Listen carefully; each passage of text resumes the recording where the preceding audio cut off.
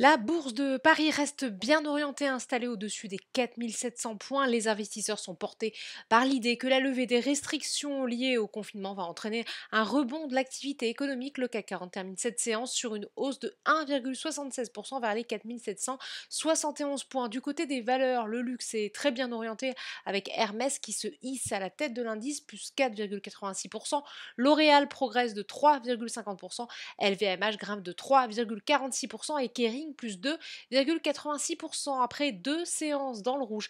Air Liquide, valeur défensive qui a très bien résisté à cette longue période d'agitation, remonte de 3,70%. Les valeurs technologiques chahutées en séance hier rebondissent. ST Micro gagne un peu plus de 2%, Worldline plus 3,37%.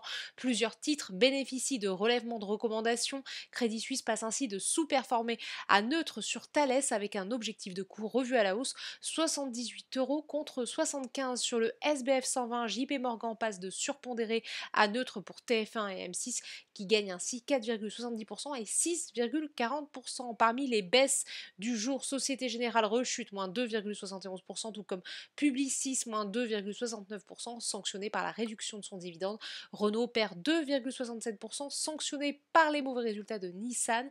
Hier, le titre du constructeur automobile a décollé de plus de 17%, galvanisé par le dévoilement d'une nouvelle stratégie par l'alliance Renault-Nissan-Mitsubishi. Sur le SBF 120, Elior chute de 4,39% après une hausse hier de pratiquement 12% suite à la publication de ses résultats semestriels, mais le titre est aujourd'hui pénalisé par LCM qui abaisse sa recommandation à vendre contre neutre. Après un sévère décrochage hier de plus de 14%, Biomérieux rebondit et affiche une hausse de 7,52%.